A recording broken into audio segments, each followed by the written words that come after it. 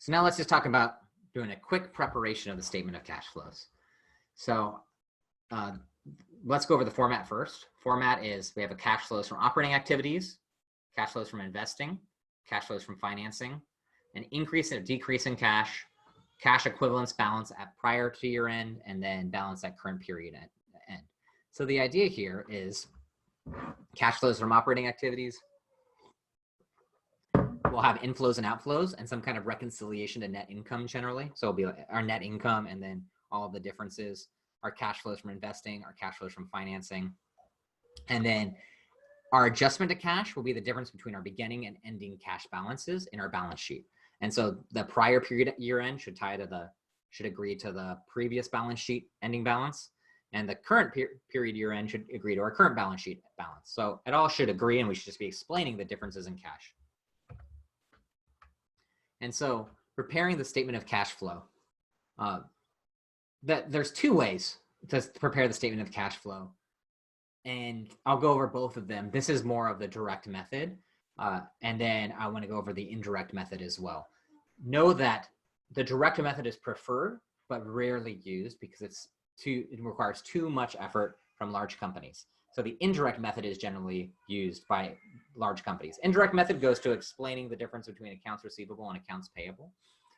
And direct method goes into, we actually look at the cash register and classify every single account and determine where it falls within our financial statements. So one is more an analytic and the other is directly preparing the information.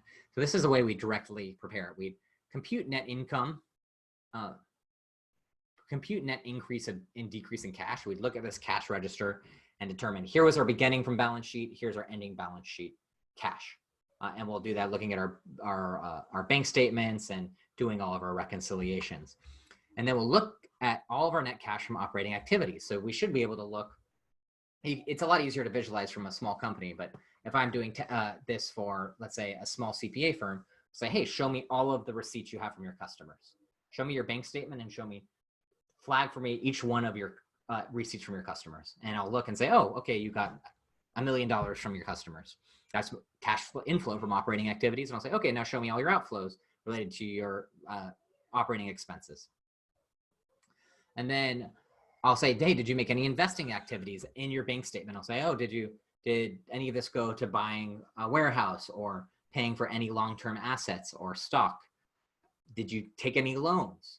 And then at the end, you'll prove that the beginning and ending cash are properly explained by all of these activities.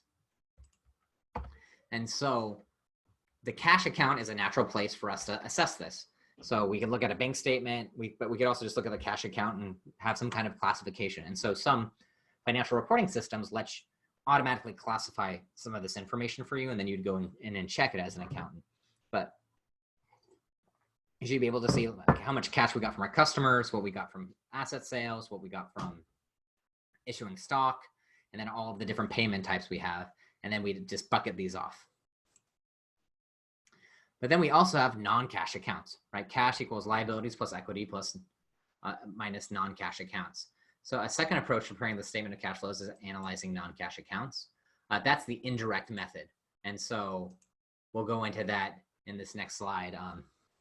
In order for us to use the indirect method, the issue is we need comparative balance sheets, income statement, and additional information. So you need to have your prior year balance sheet, your current year balance sheet, and then information to explain all of these differences. And so I'll go into that. And that's why the indirect method is not preferred, because some companies don't have this accuracy of information, and it relies on the accuracy and completeness of the comparative balance sheet and income statement and additional information, while the direct method doesn't. But still, the direct method is too timely, costly, lengthy for a lot of companies, so they use this indirect method. So to recap before we go into the next, right, there's a direct method and indirect method. The indirect method is used, we assess the differences in non-cash accounts, like non-cash account being accounts receivable, accounts payable, assets, equity accounts, etc., liability accounts that aren't cash. We see the differences, we see how they change over a year, and we assess how it impacts our financial statements. It impacts operating, investing, and financing activities. While the direct method, we're actually going into the cash account end the bank statements and bucketing off. Like you can think of it even just counting the money. Like, okay, well, we really got $100,000 in receipts from our customers. We really spent $319,000 in merchandise. We really spent $8,000 in interest, and we're able to reconcile that all because we know exactly where we spent it. Well, here we're just looking at comparisons and saying, hey, our increase in accounts receivable, because it increased, we didn't collect cash, so we have to decrease our cash amount. We know that net income should have increased cash, and then we adjust this net income for non-accrual or accrual considerations. So if accounts receivable went up, we'll decrease our cash amount. If inventory went up, we must have spent money for it, so we decrease our inventory account. If prepaid expenses went up, we must have paid cash for it, so we decrease our cash account.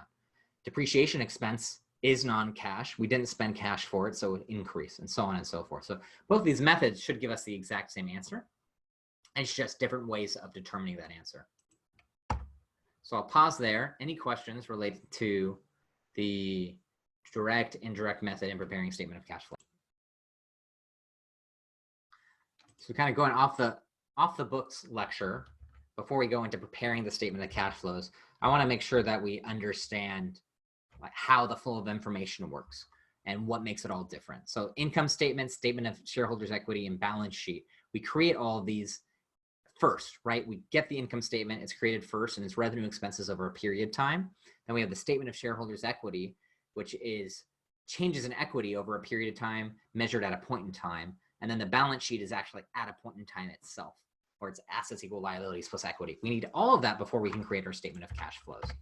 And so why the statement of cash flows? Because our income statement really assesses profitability. Our statement of shareholders' equity tells us the value of a company. Balance sheet can tell us liquidity and solvency, but the statement of cash flows can truly tell us the performance and valuation and profitability of a company. Right? So I want to go over kind of what I just discussed previously to simplify this, right? Memorize this slide that I just shared. Memorize this slide. This slide tells us operating assets are current assets and current liabilities. Investing activities are long-term assets. Financing are long-term liabilities and equity. So memorize this slide, copy this, put it in the notes. And here's some just examples of cash inflows and outflows and non-cash activities that are more relevant. So I'm going to give this question to the class before we go forward. And I'm going to pause here and let's discuss. I want you to give me answers. Which one do you think of each one of these are? So let's pause. Because resource.